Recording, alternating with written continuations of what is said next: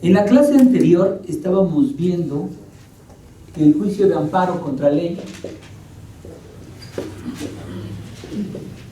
tenía sus propias normas sobre procedencia, ¿no? Y vimos que el artículo 61 que establece sobre las causales de improcedencia, por ahí escuché un bostezo. ¿Quién fue? Nadie fue, ¿verdad? Perfecto. Fue mi imaginación. Que el artículo 61 expresamente establecía causales de improcedencia para amparos contra ley en la fracción 1, en la fracción 8, en la fracción 10, en la fracción 11 y en la fracción 12. Y nos quedamos en la fracción 12, ¿no? Dijimos con respecto a la fracción primera que el juicio de amparo es improcedente contra visiones y reformas de la Constitución. Y dijimos con respecto a la fracción 8 que también el juicio de amparo contra ley es improcedente contra normas generales que se haya establecido la Declaratoria General de Inconstitucionalidad. Y dijimos que también el juicio de amparo es improcedente cuando está otro juicio pendiente resolviendo precisamente el litigio sobre la constitucionalidad de una ley. Y el de la cosa juzgada, dijimos que si ya hay un pronunciamiento de cosa juzgada, pero esa cosa juzgada debemos de tener cuidado. ¿Por qué razón? Porque se debe ser cosa juzgada respecto del quejoso, porque puede ser que ya se juzgó la constitucionalidad de una norma, pero no respecto del quejoso, y tampoco existe una declaratoria general de inconstitucionalidad, entonces ahí procede la cosa juzgada. Y luego estábamos sobre la fracción 12, que en realidad esta fracción 12 en una primera parte habla sobre el interés jurídico y el interés legítimo, ¿no? Pero la segunda parte de esta fracción, de la fracción 12, dice que el juicio de amparo es improcedente contra normas generales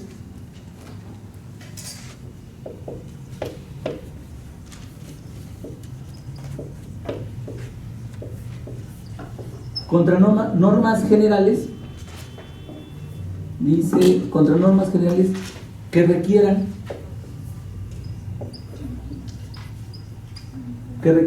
un acto de aplicación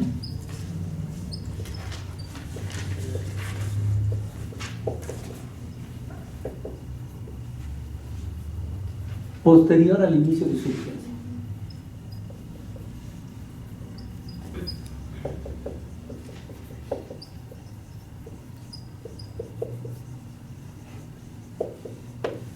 ¿De acuerdo? Y esto nos llevaba al análisis de que todas las normas generales pueden ser impugnadas, pero teníamos que hacer una clasificación entre normas generales autoaplicativas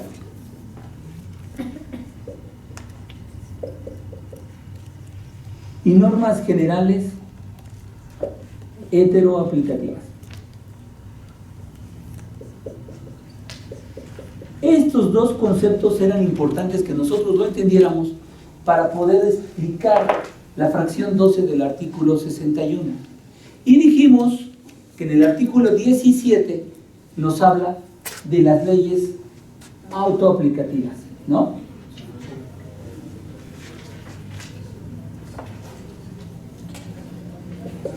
¿De acuerdo? En eso estábamos nosotros, ¿no? Ahora, ¿cómo definíamos las autoaplicativas? Bueno, son aquellas normas generales que por su sola entrada en vigor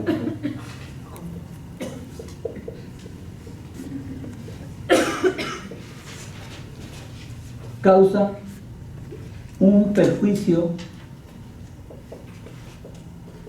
al particular, ¿de acuerdo? Así definíamos a las normas generales, precisamente que por su sola entrada en vigor causaba un perjuicio al particular sin que existiera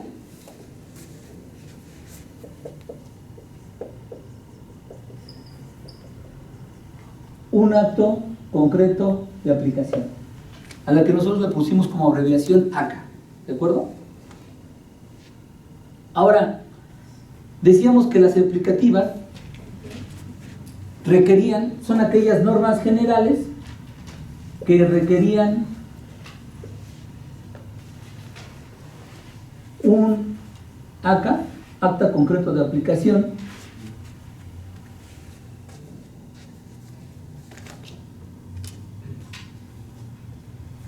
posterior al inicio de su vigencia,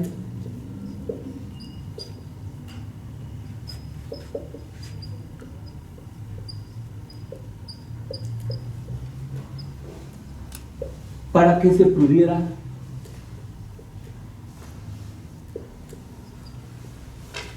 producir el perjuicio.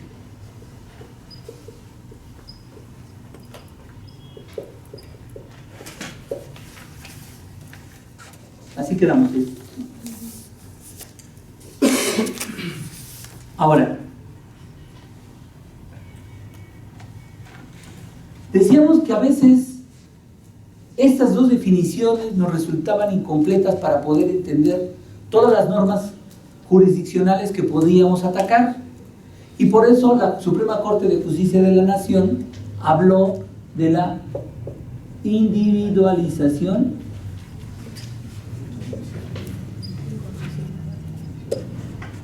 incondicionada, y nos explicaba que las normas generales autoaplicativas decía que se individualizaba el perjuicio al particular en forma incondicionada desde la entrada en vigor, ¿no? Así quedamos, ¿no? ¿Por qué razón? Cuando decimos incondicionada es sin condición. No había ninguna condición dentro de la misma norma para individualizar el perjuicio. ¿Estamos de acuerdo? Y decíamos que tratándose de las heteroaplicativas había una individualización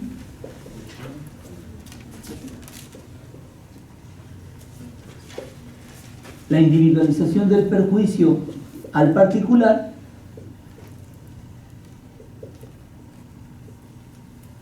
se realizaba con condición, ¿no? Con las condiciones establecidas en la propia norma.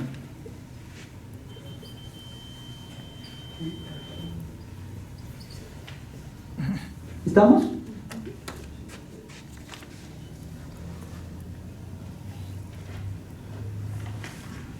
Eso es lo que vimos el día de ayer, ¿no? Y ahí nos quedamos. ¿Estamos de acuerdo? Para poder entender este concepto, les di una tarea.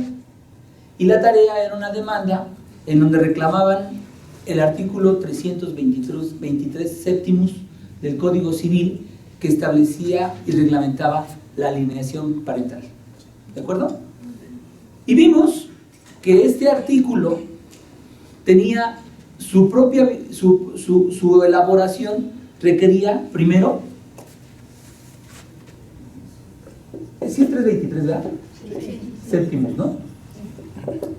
Requería primero que estaba dirigido a las personas que eran padres, ¿no? Esto de tener padres implica que tienen hijos, ¿no? Que además existía un conflicto entre ellos. Si no existía conflictos, pues no había problema. Y que uno de ellos ejercía la alienación parental, ¿de acuerdo? Pero no era suficiente. ¿Por qué razón? Porque podía existir la alienación parental, pero a lo mejor no podría decir tóxico, ¿no? Hay veces que el padre o la madre pueden expresarse en forma equivocada de su pareja en un momento de irascible, pero no con la intención de dañar al hijo, ¿no? O sea, porque los padres lo que debemos de hacer es darle amor a nuestros hijos, porque si le inyectamos veneno, ese veneno va a crecer en esa persona y después se nos va a revertir, ¿no? Entonces, pero esta alienación parental a lo mejor puede ser casual aislada, sin ningún tipo de problema, pero cuando ya es patológico y además lleva a los tribunales, ya se lleva a un juicio, es que si yo ya inicio mi juicio y estoy en el juicio y de repente me dicen que ya el juicio se concluye porque se derogó el artículo, entonces ya ese es un acto concreto de aplicación. Mis condiciones de aplicación serían estas. Y podemos ver claramente que en este ejemplo estamos tratando de una ley heteroaplicativa. ¿Por qué razón? Porque se necesitan establecer ciertas condiciones para que ese perjuicio se individualice en la persona que tenga este juicio, ¿no? ¿Por qué razón? Porque lo que decíamos, ¿no? Aquí está el inicio de vigencia. El inicio de vigencia de una ley normalmente está en los transitorios de su decreto y termina con su derogación, ¿no? ¿Yo puedo ejercer el derecho que existía con Porfirio Díaz? No. Si ya se derogó, pues no, yo no puedo ejercer ese derecho que existe, ¿no? Como esto, si unos padres no tenían este conflicto aquí, pero ya se derogó, cuando ya está acá, ¿pueden plantearlo? Pues no, porque ya no está vigente. Podrán hacerlo valer de otra forma, pero no aplicando este artículo. ¿Me explico? Tanto no podían hacerlo los de acá como los de acá. ¿Estamos de acuerdo? Solamente los que estaban en este inter de vigencia y además existieran estas condiciones. ¿Estamos de acuerdo? Bueno. Ahora lo que decíamos, ¿cómo vamos a argumentar el desechamiento? ¿Por qué el desechamiento? Pues nos presentaron la demanda y nosotros teníamos que dictar un auto inicial. El auto inicial de este asunto tenía que ser una prevención, porque con independencia de que no se acreditó la personalidad, no decían en forma clara si había un acto concreto de aplicación, y la prevención es, transcríbeme el auto resolución en donde te aplicaron esta norma. Y el desahogo fue, pues no, yo lo reclamo porque con su entrada en vigor me causa perjuicio. ¿Me explico? Tratando un poco el litigante de ocultar que efectivamente se trataba de una ley heteroaplicativa, ¿no? Y aquí vemos nosotros la causal. La causal, el juicio de amparo es improcedente contra normas generales que requieren un acto de aplicación posterior al inicio de su vigencia. Ya estaba el inicio de su vigencia y requerían un acto posterior. ¿Cómo lo vamos a argumentar, ¿no? Y entonces decíamos que las teorías de la argumentación hablaban de que la mejor forma de argumentar jurídicamente hablando es a través precisamente de hacer un silogismo jurídico con una premisa mayor, una premisa menor y una conclusión, ¿no? Decimos que la premisa mayor es más que transcribir el artículo que nos va a servir de plataforma para iniciar nuestro argumento. Tenemos que hacer unos argumentos tan sólidos que verdaderamente convenzamos, no solamente convencer al litigante, sino sobre todo convencer en la revisión y que puedan confirmarnos esta resolución. ¿Estamos? ¿Qué es lo que teníamos que decir? Bueno, primero, nuestra plataforma de despegue es el artículo y por lo tanto tendríamos que transcribirlo. Pero, adicionalmente a la transcripción del artículo, necesitábamos ¿qué? Hacer una interpretación del artículo. Una interpretación jurídica del artículo, y esta interpretación puede ser una interpretación literal, teológica, ontológica, sistemática y cualquier tipo de interpretación. ¿Por qué? Porque hay veces que las normas quieren decir algo y hacen otra cosa. A ver, ¿cómo quieren decir algo pero dicen otra cosa? Es un ejemplo que lo sacó algún autor de argumentación, pero el problema es el concreto. Imagínense que ustedes son dueños de un restaurante y ponen sus mesas bien limpias, con buena comida y buen sazón, y de repente llega una persona con un perro, se sienta, mete a su perro, y hay personas que le tienen tanta estimación al perro como si fuera un miembro de la familia, ¿o no? Y le dice, sírvale un pedazo de bistec a mi mejor amigo. ¿Lo podía hacer? Sí, porque lo va a pagar. Pues sí, ¿no? ¿El dueño del restaurante podía establecer sus reglas? Sí, pero ahí, como no hay regla, ¿podía impedirlo? No. De acuerdo a esto, ¿no? Y entonces, ¿ustedes creen que otros comensales se sentirían a gusto comiendo con el mejor amigo de ese hombre? Algunos sí, algunos no. Pero ustedes dirían, híjole, pero ¿cómo? O sea, no es que no me gusten los perros, sí me gustan, pero de lejos, ¿no? ¿A poco no? ¿Qué regla pondrían ustedes ya que se va el cliente? Dicen, no, a ver, limpian, desinfectan y todo. ¿Qué regla pondrían para que no les vuelva a pasar? Le ponen, la primera regla le pondría a usted acá. No se admiten mascotas, ¿no? O no se admiten perros, no estamos con los perros, ¿no? No se admiten perros, ¿no? Y entonces llega un perro y dice, no se admiten perros. Esta regla va a los perros, ¿no? ¿O no? ¿O va a las personas? No, a las personas para que no se Personas con perros. Ah, entonces cambiamos la regla, ¿no? Porque los perros pues no nos van a entender, ¿no? ¿O no? Entonces no se admiten como perros, nos faltaba esto, ¿no? No se admiten personas con perros, ya, ahora sí ya lo ponemos mejor, ¿no? No se admiten personas con perros, ¿no? Entonces ya sabemos que la regla va dirigida a la persona, ¿estamos? No se admiten personas con perros, ¿no? Entonces de repente llega un comensal y en vez de traer un perro trae un oso. ¿Le puede permitir usted la entrada al oso? ¿O no? ¿Se dan cuenta que no es fácil? A veces nosotros le echamos la culpa a estos legisladores, híjole, ¿cómo no se dan cuenta? Pero si se dan cuenta al momento de aplicarlo, existen circunstancias recalcitrantes, es lo que le llama el autor, circunstancias recalcitrantes, o sea que de repente adviertes que no era el objetivo que pretendía la norma. ¿Estamos de acuerdo? ¿Sí o no? Sí. Entonces, decimos, no se admiten personas con animales, ¿no? Porque si lo hacemos a mascotas, pues pueden traer una ardilla, ¿no? ¿O no? Es que no es mi mascota, pero lo vi tan hambriento que quise traerlo aquí a comerse algo, ¿o no? No es mi mascota, ahorita lo voy a soltar, ¿no? ¿O no?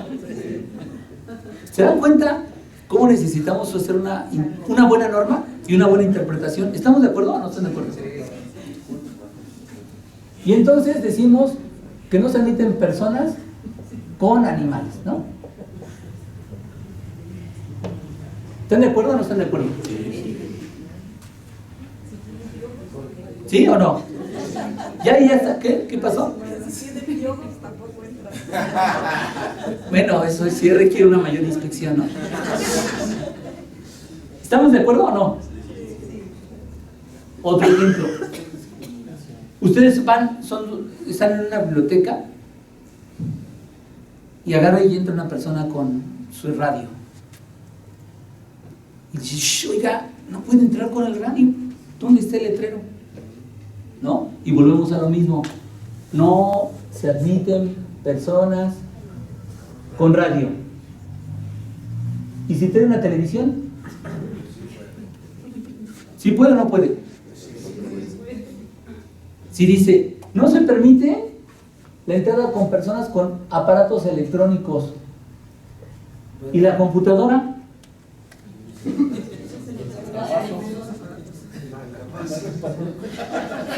¿No? ¿Sí me explico? ¿Se dan cuenta cómo es bien difícil establecer una norma? Porque ahí vemos que hay normas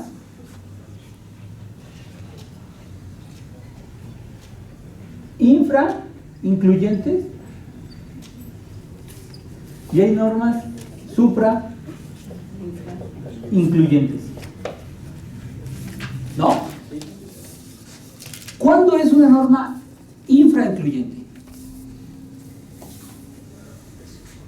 Cuando yo digo que no se admiten personas con perros.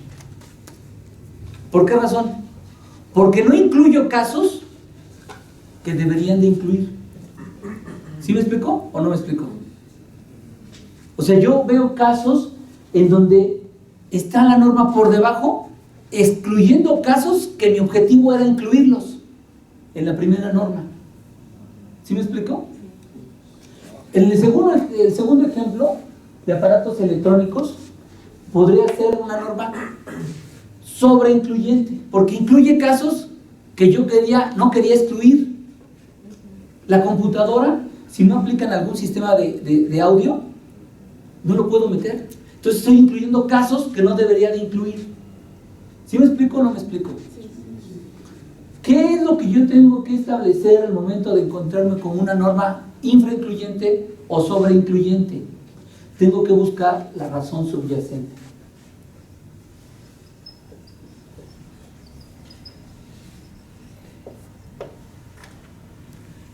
Cuando yo digo que hago una interpretación donde digo, no se admiten personas con perros, y me traen al oso, yo hago una interpretación subyacente y digo, yo lo que trato de evitar es que los comensales sean personas físicas, ¿me explico? Hombres o mujeres, ¿no? Niños o niñas. Pero yo no puedo permitir ni perros, ni osos, ni nada. Aún con mi norma infraincluyente, a través de estudiar la razón subyacente, yo hago una interpretación extensiva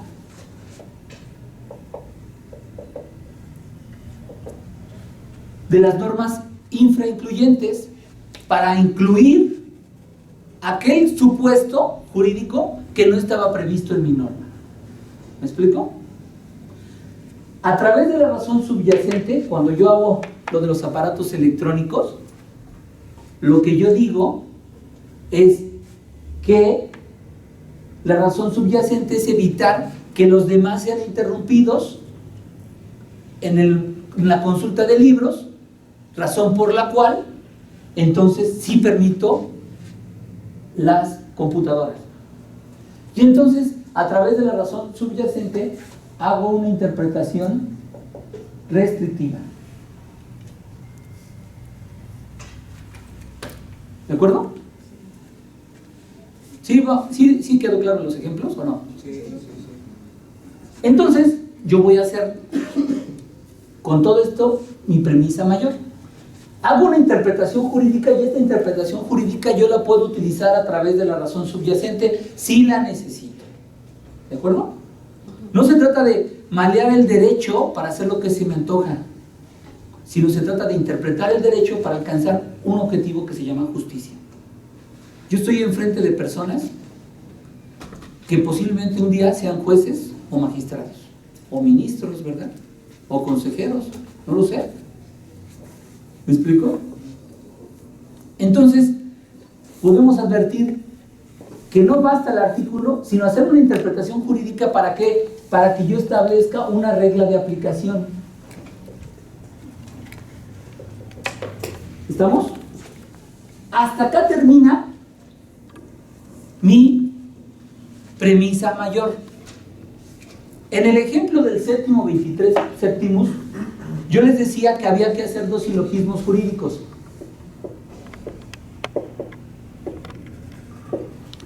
¿Cuáles son los dos silogismos jurídicos en el que yo decía? Uno, la facultad para desechar, ¿no? Y dos, precisamente la improcedencia que me iba a llevar al desechamiento. ¿Estamos de acuerdo? Entonces yo tengo que decir, a ver, mi plataforma de despegue, ¿qué artículo es? ¿Fracción? 12. Yo digo, el artículo 61 de la Ley de Amparo, fracción segunda, establece que el juicio de amparo es improcedente contra las normas generales que requieren un acto de aplicación posterior al inicio de su vigencia.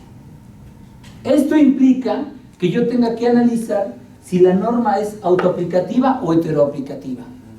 Va a ser autoaplicativa cuando las normas generales, por su sola entrada en vigor, causan un perjuicio al particular.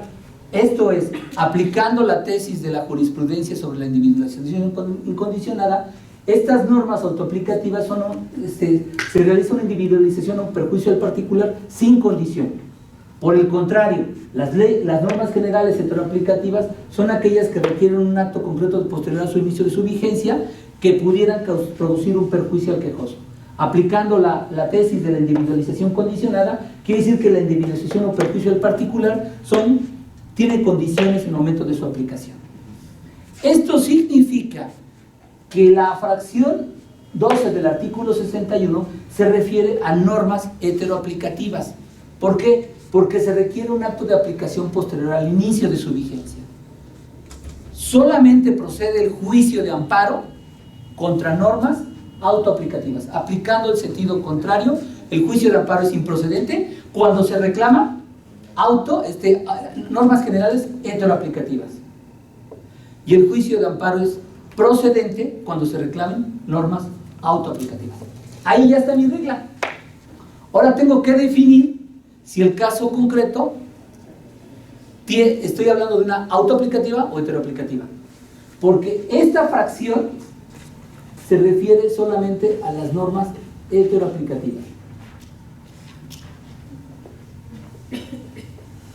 O sea, el juicio de amparo es improcedente cuando se trata de una norma heteroaplicativa y no hay un acto concreto de aplicación. ¿Sí lo entienden? ¿Sí vamos a entenderla? Ahora me voy a mi premisa mayor. ¿Cuál es mi premisa mayor? La premisa menor, perdón. El caso concreto. ¿Cuál es el caso concreto? ¿Qué? El decreto. Porque estoy en una norma contra leyes. No es el caso del Señor. Es la derogación. Aquí la premisa mayor sería la derogación del artículo 323 séptimos.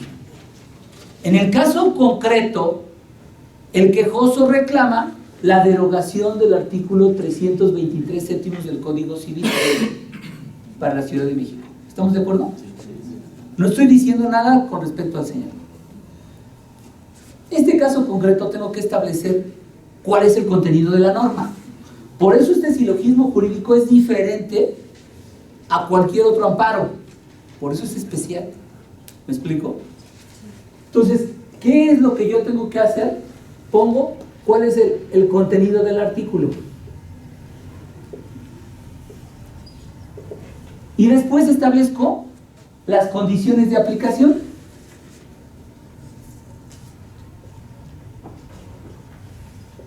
Y llego a la conclusión de que se trata de una norma heteroaplicativa. ¿Estamos de acuerdo?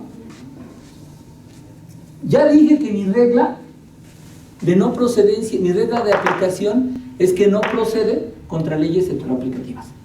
¿Estamos de acuerdo? Y ya llegué a la conclusión de que esta es una norma heteroaplicativa, pero la tuve que explicar. Su contenido y cómo advierto y separo de ahí las condiciones de aplicación. ¿De acuerdo? Y después, entonces ya hago la conclusión. Aplico mi regla de aplicación y digo, como se ha explicado con anterioridad, el artículo 61 dice que el juicio de amparo es improcedente contra leyes heteroaplicativas. En el caso, la derogación del artículo 63 es una norma heteroaplicativa, por lo tanto, el juicio de amparo es improcedente. ¿Sí lo entendieron? Sí. Y ahí se agrega que no, que el quejoso de motu propio dijo que no se le había, no había habido un acto de aplicación. Sí, aquí se le puede poner la conclusión, pero aquí, entonces yo tengo que, en mi conclusión digo, o sea, ya que hice la regla de aplicación, digo, como el artículo 61, fracción 12, establece que el juicio de amparo es improcedente contra normas heteroaplicativas, normas generales heteroaplicativas, y en el caso lo que se reclama es el artículo 323 séptimos del Código Civil, y este artículo es una norma general heteroaplicativa, y que el quejoso dijo se le requirió y no dijo cuál era el acto concreto de aplicación, entonces en términos de esto, el juicio de amparo propuesto es notoriamente improcedente. Notoria e individualmente, indudablemente improcedente. Por lo tanto, procede desechar. Muchas personas no terminan la premisa mayor y la revuelven con la premisa menor, y a veces ponen la conclusión y a veces lo ponen todo revuelto, ¿no? Si ustedes quieren ser unos buenos argumentadores jurídicamente hablando y quieren hacer su argumento sólido, utilicen el silogismo jurídico de manera adecuada y su resolución va a ser confirmada. ¿Por qué razón? Porque el enlace lógico entre las premisas y la conclusión es correcta. Las premisas son sustancialmente valiosas porque se derivan precisamente de la ley y se derivan de las constancias, y en consecuencia tu argumento es muy fuerte, va a convencer no solamente al quejoso, ¿no? ¿O no? A veces sí se convencen o no se convencen, pero a veces lo impugnan a pesar de que están convencidos, ¿o no? ¿Por qué? Pues dicen, pues vamos a aplicar el PSP, ¿no? ¿Sí saben qué es el PSP, no? Por si pega, ¿no? ¿A poco no? Hay litigantes que agarran y ponen un montón de PSPs y ninguno pues pega. Y hay veces que ponen PSPs que sí son un argumento, pero está incompleto. Y a veces uno dice, híjole, por poquito y le pega, ¿no? Nosotros sí decimos por poquito y le atina, ¿no? Porque no sé si han visto que yo me he encontrado con resoluciones que dicen, como atinadamente el juez lo dijo. Y atinadamente, pues no se trata de atino. O sea, se trata de argumentos, ¿no? Pues no estamos en la piñata. Que a veces le quita la piñata y se le quita y no la atinó, ¿o no? O sea, se trata de, como cazador, con una sola bala, ¡pum!, en la cabeza. Ya. ¿O no? O los jueces dicen, y además de esto, y además por si no esto, y por si no el otro. No. O sea, el argumento exacto para resolver el problema. ¿Estamos de acuerdo? Sí. Tengo una duda. ¿Cómo podemos saber si la interpretación que le estamos dando a la ley es la correcta? ¿Cómo vamos a saber que bueno, si es juez de distrito o colegiado? ¿Qué depende? Colegiado, por ejemplo. Ah, ya, no, entonces ya está bien. Como son órganos terminales, si ya lo dijo, pues ya está, ¿no? ¿O no? ¿Sí o no? Si lo dijo la Suprema Corte, ¿está bien o está mal? A lo mejor ya ustedes estudiosos y en clase les pueden decir, esta jurisprudencia no tomó en consideración A, B, C, D, F, G, pero a la hora de aplicar, como dijo brillantemente la Suprema Corte, con tesis obligatoria, ¿no? ¿O no? ¿No? Aunque ya en clases dices, ay, qué barbaridad están diciendo, ¿no? Por eso dicen en una nueva reflexión. Eso. Déjenme decirles que cuando yo empecé a aplicar, a hacer el control de convencionalidad sobre el artículo 174, sí les dije, ¿no? Sí. Espero que los que vayan con magistrados no le vayan a decir, no vayan a hablar mal de mí porque después me lo andan revocando, pero bueno. Unos hasta se persinaban. ¡Sacrilegio! ¡Sacrilegio! Es liti cerrada. ¿Cómo se le ocurre decir esto al juez? No lo hicieron valer las partes. ¿Cómo se le ocurre? Oye, pero es que eso es ex oficio, ¿o no? Era de oficio. Y entonces me la revocaban. Y me la revocaban.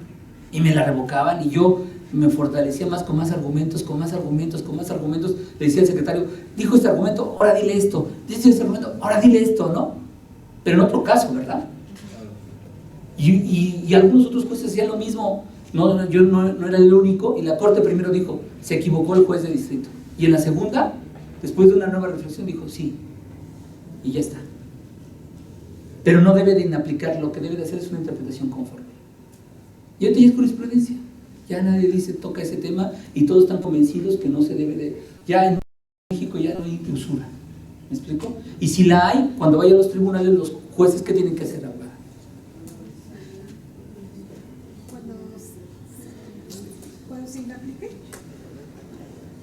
La de la usura.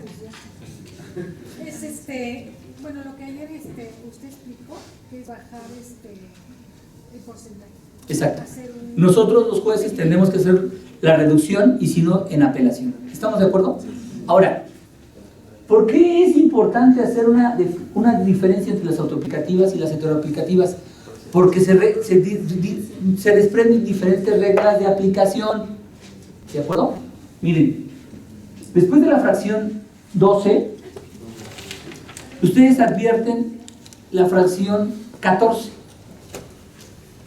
La fracción 14 es una fracción que también involucra al amparo contra leyes.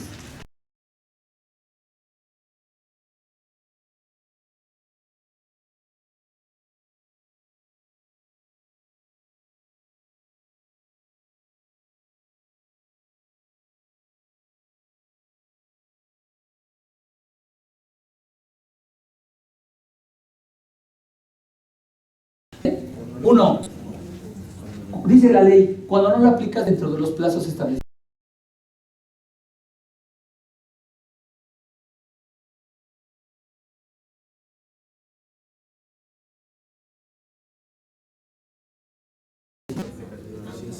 ¿No? Así dice el artículo 17. Dice el artículo 17. Fracción primera. El plazo para la demanda es de 15 días. Dice, salvo cuando se reclama una norma general autoaplicativa, entonces 30 días, son 30 días después del inicio de su vigencia. ¿No? ¿Estamos de acuerdo? Pero esta norma autoaplicativa en el artículo 61, fracción 14, da otro plazo diferente. Dice, segundo párrafo, no se entenderá consentida la norma general a pesar de que siendo impugnable desde el momento de su iniciación de su vigencia, no se reclama sino en el caso de que tampoco se haya promovido contra el primer acto de aplicación. 15 días después de su primer acto concreto de aplicación. 30 días a partir de su vigencia. ¿De dónde sacamos el otro término de los 15 días? No está en el artículo 17. Es en el 61, fracción 14. ¿Se dan cuenta cómo a veces que las normas tienen que interpretarse de manera sistemática para poder arribar a conclusiones como esta? ¿De acuerdo? En el artículo 17 no dice sobre los 15 días del primer acto concreto de aplicación, lo dice hasta la fracción 14. ¿Estamos de acuerdo? ¿Cuándo sería una norma consentida tácitamente heteroaplicativa? Que después de los 15 días, después del acto de aplicación. 15 días después del primer acto concreto de aplicación. ¿Estamos de acuerdo? De acuerdo. ¿Dónde lo sacamos esto? Del 17. De la fracción 14 en relación con la fracción 12. ¿Estamos de acuerdo? ¿Por qué en relación con la fracción 12? Porque la fracción 12 nos había dicho que el juicio de amparo de normas generales que requiere un acto de aplicación posterior al inicio de su vigencia, o sea, dice, si tú no lo puedes impugnar al momento de su vigencia, lo vas a hacer después del primer acto concreto de aplicación. ¿Estamos de acuerdo? Ahora bien, ya estamos aquí tocando el otro punto sobre cuáles son los plazos para impugnar una norma general. Si es autoaplicativa, 30 días a partir del inicio de su vigencia o 15 días a partir de su primer acto concreto de aplicación. Esto significa que yo no puedo impugnar la norma general en el segundo acto concreto de aplicación. ¿No? ¿Están de acuerdo? Sino que aquí dice, no se entenderá consentido una norma general a pesar de que siendo impugnable el amparo desde el momento de la iniciación de vigencia no se haya reclamado, sino solo en el que tampoco se haya promovido contra el primer acto de su aplicación en perjuicio del quejoso. Y aquí tendríamos que iniciar nuestra plataforma de despegue para hacer nuestro silogismo jurídico en caso de que se reclame el segundo acto de aplicación. ¿Me explico? Si yo advierto en la demanda que no me dice que es el primer acto concreto de aplicación, yo la tengo que admitir porque no es indudable, aun cuando tenga sospecha. Cuando ya me traen las constancias, yo advierto si es el primero, segundo o tercero. y entonces ya puedo desechar. Pero digo, sobreseer. Pero si sobreseo, tiene que ser sobre esta plataforma porque no está muy clara la norma. No hay una regla específica que diga que no se puede promover el juicio de amparo contra la segunda o tercer acto concreto de aplicación. ¿Estamos de acuerdo? Tenemos que hacer una interpretación y sacar de esa interpretación a partir de la fracción 14. ¿Estamos? Pero no solamente esta fracción 14 nos establece los momentos en los cuales nosotros podemos impugnar el juicio de amparo contra ley, sino que también nos da reglas con respecto a la procedencia del principio de definitividad. ¿Qué dice con respecto al principio de definitividad? Dice, si contra el primer acto concreto de aplicación procediera un recurso, o sea, si procede un recurso, si contra el ACA procede un recurso, esta norma, esta regla, ¿para qué norma es esta regla? Exacto, para la autoaplicativa. Dice, o también puede ser para la autoaplicativa, pero bueno, dice, cuando procede un recurso tiene dos opciones, es optativo. O agotas el recurso, o te vas directamente al juicio de amparo. ¿No dice así? O si es facultad del litigante, si va a impugnar una norma general y hay un recurso contra el acto concreto de aplicación, promueve su recurso y después el amparo contra la norma. Pero si no quiere, se va directamente. ¿Por qué? ¿Por qué? ¿Por qué es opcional? O sea, nada más porque lo dijo el legislador, o habría una razón. Fíjense lo que dice ahí. Cuando contra el primer acto de aplicación procede algún recurso medio de defensa, propietario del cual puede ser modificado, revocado o nulificado, será optativo para el interesado hacerlo valer o impugnar desde luego una norma del juicio de amparo. No lo van a creer, no lo van a creer, pero se los voy a decir. Déjenme decirles, no es chisme, que la norma estaba igual que la ley vieja y todos sabíamos que era optativo. Yo lo aprendí desde que iba a la universidad. A mí me dio clases el ministro Sergio Hugo Chapital y además de que era un brillante maestro, pues me quedaba claro que era optativo, ¿no? Pero, ¿qué creen? Como dicen, ¿qué creen? Ya cuando era juez, un colegiado empezó a decir, como no agotó el principio de definitividad, aun cuando reclame la ley, se sobresee y se desecha, dependiendo de cada caso. Y me la revocaban, dije, pero es optativo, ¿qué no ve lo que dice la ley, que es optativo? ¿Y qué creen? Varios colegiados empezaron a hacer lo mismo. Y se fue hasta la Suprema Corte cuando hubo una contradicción de tesis para decir, señores, es optativo, ahí dice la ley, es optativo. Y les digo lo mismo a ustedes, si contra el ACA procede un recurso, es optativo, ¿se van al amparo o van al recurso? Pero si se van al recurso, tienen que ver cuestiones de legalidad del recurso, no cuestiones de inconstitucionalidad de la ley, porque la ley la tienen que reclamar de manera especial ante el juicio de amparo como una vía de control constitucional concentrado. Y ustedes me podrán decir, ¿y por qué no? ¿Por qué en la actualidad no lo puedo hacer? Ya hay constitucionalidad difuso. Yo le puedo decir a él que es inconstitucional, pero no como un control, como amparo, sino para que vea que haga de oficio un control constitucional difuso. ¿Se puede o no se puede ya? Pues ya lo podría hacer. ¿Me explico? Antes decíamos, no, ellos no pueden ver nada de constitucionalidad, pero como un control constitucional difuso, lo único que puede hacer la sala es desaplicar la norma. Primero tendría que hacer una interpretación conforme y si no puede, desaplicarlo. No puede hacer una declaratoria de inconstitucionalidad porque esto solamente es producto del juicio de amparo. ¿Estamos de acuerdo? Entonces, si yo agoto el recurso, pues pongo cuestiones de legalidad. Pero la verdad es que si yo conozco el amparo contra ley, yo puedo no agotar el recurso, irme hasta el juez, reclamar la ley y hacer vicios, reclamar por vicios propios el acto concreto de aplicación.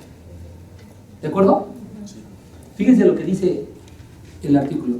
Cuando contra el primer acto concreto, acto de aplicación proceda algún recurso o medio de defensa, por virtud del cual puede ser modificado, revocado o nulificado, será optativo para el interesado hacerlo valer o impugnar desde el momento la norma general del juicio. En el primer caso, solo se entenderá consentida la norma si no se promueve contra ella el amparo dentro del plazo legal contado a partir del día siguiente aquel en que surte efectos la notificación de la resolución que le recaiga el recurso por medio de defensa, si no existieren medios de defensa ordinarios contra dicha resolución o de la última resolución recaída al medio de defensa ordinario previsto en la ley contra la resolución del recurso, aun cuando para fundarlo se haya aducido exclusivamente motivos de legalidad. Dices, bueno, si tú agotas el recurso, cuando se resuelva, entonces aquí tienes 15 días para promover el juicio de amparo y puedes hacer valer la norma. No significa que por el hecho de promover el recurso tú ya consentiste la norma, ni tampoco puedes decir que ya es el segundo acto concreto de aplicación, ¿no? No pueden decir algunos, es que ya es el segundo acto concreto de aplicación. ¿Cuál fue el primero?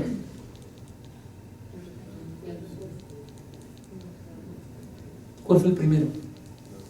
El recurso. No, el ACA, el acto concreto de aplicación. La apelación sería el segundo acto concreto de aplicación, ¿o no? ¿Sí o no? Pero la ley dice aquí, si tú promueves el recurso, no hay problema, no te lo voy a considerar como primer acto concreto de aplicación hasta que tú resuelvan el recurso. ¿Sí me explicó? ¿O no? ¿No les quedó claro? Sí, sí. ¿O más o menos? ¿O ahí le pregunto en el examen? No, le damos otra repasada. Sí. O sea que el recurso ¿quién interrumpe? No. El recurso resuelve la materia de la impugnación. ¿Me explicó? Si promueve usted la apelación, pues resuelve los agravios que usted le plantea. ¿Me explico? Usted podría hacer un agravio como un control constitucional difuso. Actualmente, antes no. Actualmente usted lo podría hacer. Y a lo mejor puede ser que lo resuelvan sobre esa cuestión. ¿Me explico? Porque ya lo permite la interpretación del artículo 133 constitucional. ¿Me explico? Pero si la ley, la sala dice, no, ¿sabes qué? Estás mal por esa razón, y si le contesta los agravios, entonces podría promover el amparo contra ese recurso, el amparo contra la ley. Pero ahí, si se dan cuenta, técnicamente es el segundo. ¿Me explico? Pero la ley lo permite. Porque dice así, en el primer caso solo se entenderá consentida la norma si no se promueve contra ella el amparo dentro del plazo contado a partir de la resolución que recaiga el recurso. ¿Sí me explico? Pero ya no podría yo reclamar el primero, o sea, ¿por qué? Porque ya hay un cambio de situación jurídica. Yo tendría que decir, entonces, en todo caso, lo del recurso, pero sí impugnar la ley porque era la aplicación, sí. Sin importar el estado procesal del juicio, digamos. O sea, si vienes reclamando, no sé, algún artículo, ¿no? Se lo aplican en ese acuerdo, el amparo, digamos, si estamos todavía en una fase probatoria, en alguna otra parte del juicio, sería procedente el amparo contra la ley. A ver. Se agotaron todas las causales de improcedencia. Ahorita le voy a contestar, no crea que lo estoy evadiendo, va a decir, no, el profe no le quiso contestar. No, ahorita se lo contesto, pero va en relación con el siguiente tema que yo voy a abordar, ¿de acuerdo? Y a lo mejor con esto queda un poco más claro esto. ¿Hay alguna otra regla del artículo 61 de amparo contra ley? En el artículo 61, solo el artículo 61. ¿Hay alguna otra norma, otra regla para las normas generales, sí o no? Que, bueno, de hecho, esta norma, amparo contra ley, debería decir amparo contra normas generales, ¿verdad? Pero bueno, nosotros sabemos a lo que nos estamos refiriendo, ¿de acuerdo? Esto que voy a decir es muy importante, ¿eh? No es cierto, vaya.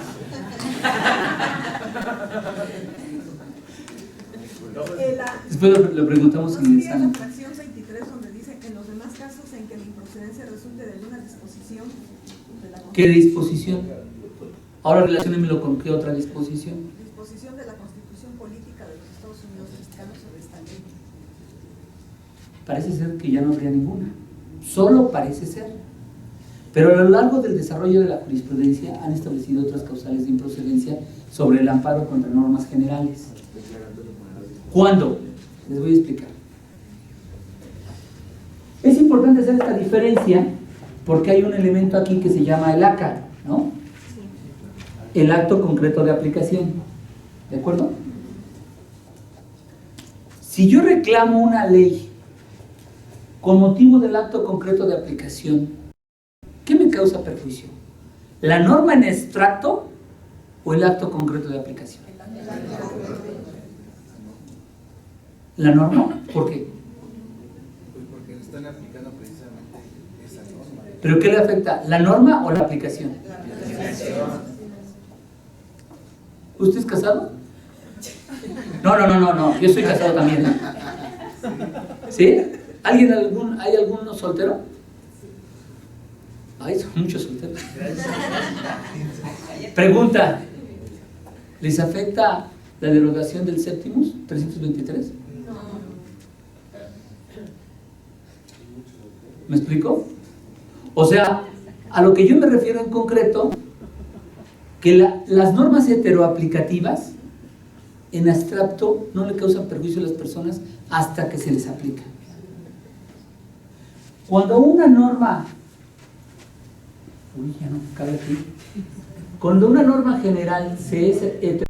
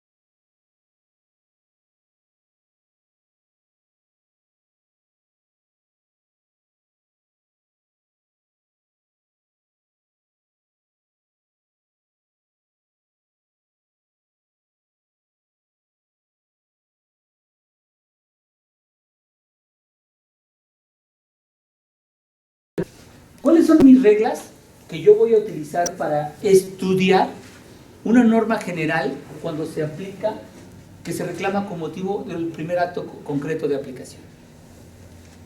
Primera regla. Tengo que ver si procede el juicio de amparo en contra del primer acto concreto de aplicación. Ahí está, ¿no?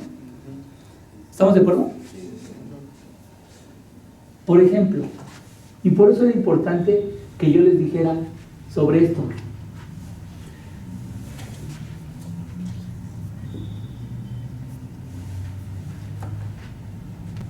¿Se acuerdan que yo les dije que el juicio inicia con la presentación de la demanda? Y termina con la sentencia o resolución que pone fin al juicio. ¿Estamos? Y acá decíamos que era antes de juicio o fuera de juicio. En realidad la ley le llama fuera de juicio, pero debería de ser antes de juicio. Y acá después de concluir. ¿Estamos de acuerdo? Y ahí va la respuesta de la pregunta que usted me hizo. Aquí me pueden aplicar normas generales de carácter procesal, ¿sí o no? ¿Me van a aplicar normas generales siempre de carácter procesal y antes? Sí, también. También, claro. ¿Dónde está la jurisdicción voluntaria, los medios preparatorios, providencias precautorias? ¿Y acá? Pues claro, porque las normas procesales se aplican en el proceso, ¿o no? Pues es obvio, ¿no? Por eso, cuando les hago la pregunta, que se ponen así como espantados, no es examen, o sea. ¿Estamos de acuerdo? ¿Qué pasó? ¿Sí ya? ¿Se escucha bien allá? Sí. Bueno. ¿Ya? Ahí está, perfecto. Bueno.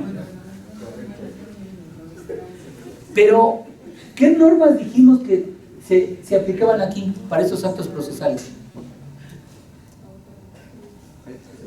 No.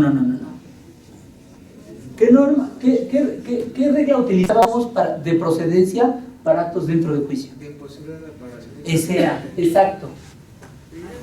Que afectaban, además de un derecho procesal, un derecho sustantivo. ¿Estamos de acuerdo? Que afecten un derecho sustantivo. Procesal siempre los van a impugnar, siempre les va a afectar. ¿Dónde vamos a aplicar el derecho sustantivo? En un proceso. En la sentencia. Claro. En la sentencia vamos a analizar el derecho sustantivo con base en los códigos sustantivos. ¿Estamos de acuerdo? Sí. Pero puede suceder que durante el proceso, sobre todo en esta parte de aquí, una norma procesal puede afectar un derecho sustantivo. ¿Estamos de acuerdo? El embargo, clásico. ¿Qué está afectando? ¿Mi propiedad? No, mi posesión. ¿Me explicó? Porque sigue siendo el bien sigue siendo mío. En un embargo sigue siendo mío. Si yo tengo un Corvette, bueno, Dios quiera, no. Y van y me lo quitan, pues ya lo único que me quitaron con el embargo fue mi posesión, ¿o no? ¿O no? Entonces, si lo que me están reclamando como acto de aplicación es un acto que afecta solamente derechos procesales, el acto de aplicación, el ACA, solamente afecta derechos procesales y no sustantivos, pero además me reclama la ley, más la norma general. ¿Ese juicio es improcedente o procedente? Improcedente, porque solamente afecta derechos procesales. Y la improcedencia del ACA vicia la improcedencia de la ley. ¿Por qué?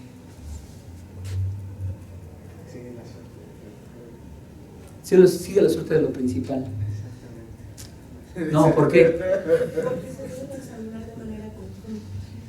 Porque la norma en abstracto, como es heteroaplicativa, no me afecta.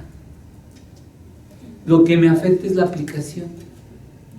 Pero si esa aplicación solamente está, ese acto de aplicación es dentro de juicio y solamente afecta a derechos sustantivos, el ACA es, el juicio de amparo contra el ACA es improcedente y por lo mismo contra la norma general.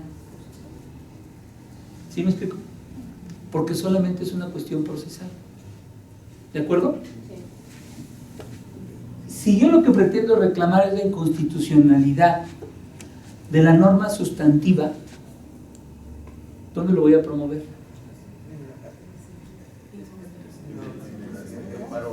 Exacto. Aquí lo que voy a reclamarlo, cuando adaptando el principio de definitividad, tendría que tocar en amparo directo. ¿Sí lo entienden? ¿Sí voy bien o me regreso? ¿O regreso dentro de mí? ¿Se le está quedando más claro o no? ¿Sí? Si yo reclamo un ACA más la norma general, pero no es la última resolución, ¿procede el juicio? No. ¿Es la última resolución? ¿Procede el juicio? No. ¿Por qué? Porque el ACA es improcedente. Y como quedamos que la norma es abstracta y no me afecta hasta que me la aplican, y si lo que me aplicaron es improcedente porque no es la última resolución, también es improcedente respecto de la norma general.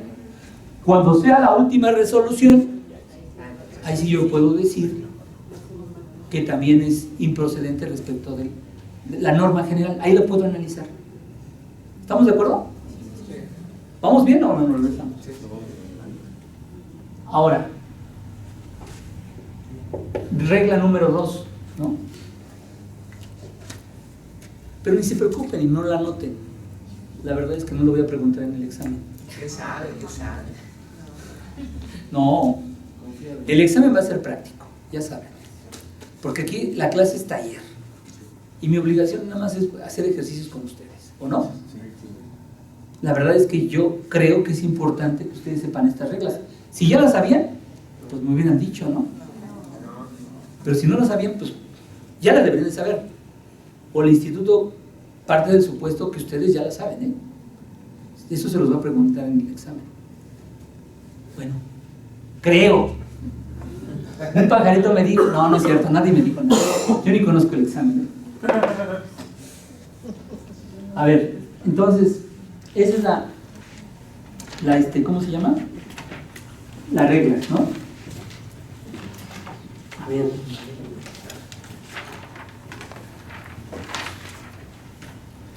Segunda regla. ¿Qué pasa si el juicio de amparo es procedente contra el ACA?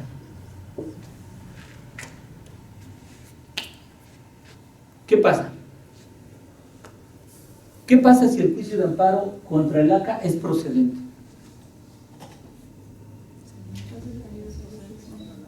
¿Cómo? Claro, sería procedente contra la norma, a menos de que no estuvieran las otras fracciones. ¿Estamos de acuerdo? Sí. Pero si el juicio de amparo es procedente contra el ACA, ¿qué debo de estudiar primero? ¿El ACA? A ver, si el juicio de amparo es procedente, ¿qué es lo que tengo que revisar? Estudiar el fondo del asunto, ¿o no? Y entonces aquí el problema es, ¿qué estudio primero? Pues se tiene que estudiar de manera conjunta. A ver, no lo voy a separar, pero primero, ¿qué voy a estudiar primero? ¿Si la ley o el ACA? El ACA. A ver, levanten los que son pro ACA. 1, 2. ¿Y quiénes son pro NG, norma general? Por mayoría de votos, iba a decir este juzgado.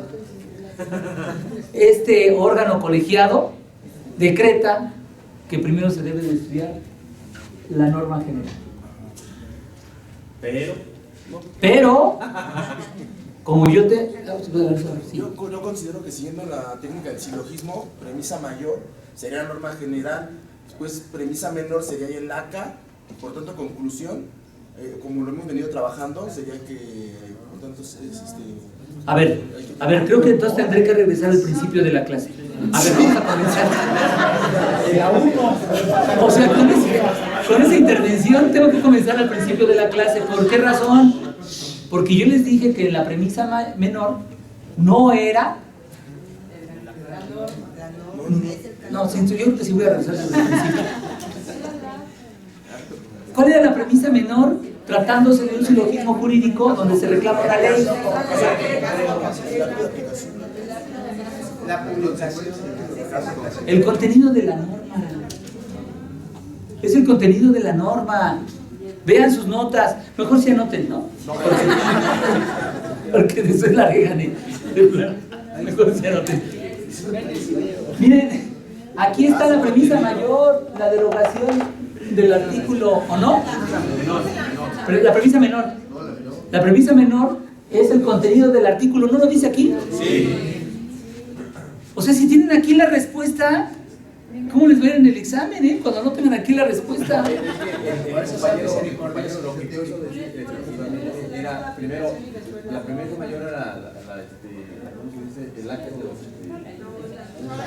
Mejor déjalo así, porque mejor lo seguimos así. A ver. No, era la causa de procedencia ahí en esta parte Mejor, a ver, mejor sigo, ¿no? Mejor sigo. Sí. A ver. Yo tengo que revisar el fondo, porque ya el juicio es procedente. Estamos en esa promesa, ¿no? Y entonces yo tengo que revisar primero, estudiar primero sobre la constitucionalidad del acto reclamado y después del acta. ¿Por qué razón? Porque el juicio de amparo rige un principio, el principio de mayor protección. ¿Se acuerdan? Sí. ¿Cómo es el principio de mayor protección? Si yo tengo dentro de mis violaciones, en los conceptos de violación, uno que ampara más al quejoso, el de mayor protección, ese es el que estudio, los demás ya no. Si la norma es inconstitucional, vicia ese acto y todos los futuros que le quieran impugnar al quejoso, ¿sí o no? Eso, me gusta que estén de acuerdo conmigo. ¿De acuerdo? Entonces yo tengo que analizar, en primer lugar, la constitucionalidad de la norma general. Ahorita no voy a hacer el silogismo sobre una inconstitucionalidad o constitucionalidad de una norma. Lo que vimos aquí fue sobre la procedencia. Pero vamos a estudiar o examinar, o no quieren que examinemos, cómo hacer un silogismo sobre la norma general. Estoy como los artistas, ¿no? Los artistas dicen, bueno, muchas gracias por haber asistido, y se va. Y todos, ¡otra! Y así yo sé que van a decir, otra, ¿no? Pero bueno. ¿Cómo se divierte uno dando clases, verdad? Aunque deje de dormir sus 2 horas. No lo va a creer, pero es cierto, de verdad. 5. Yo tengo que estudiar la inconstitucionalidad y puede dar 2 supuestos. Uno, que amparo o que niego. ¿No? Tratándose del principio del mayor beneficio,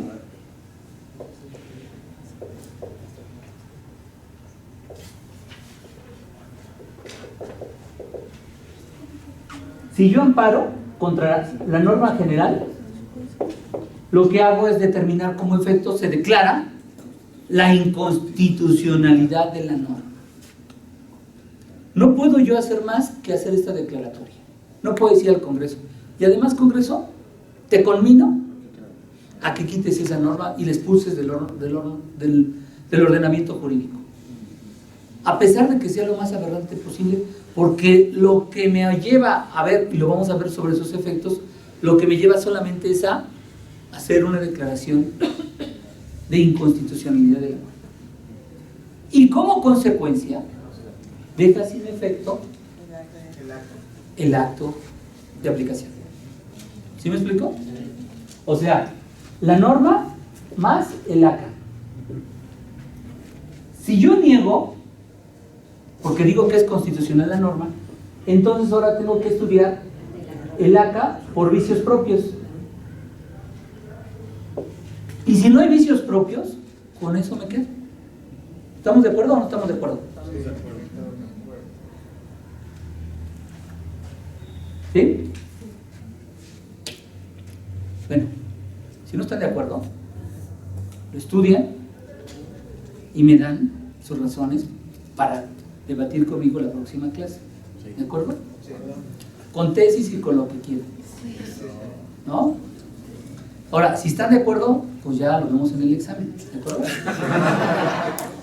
Bueno, que Dios les bendiga. Gracias.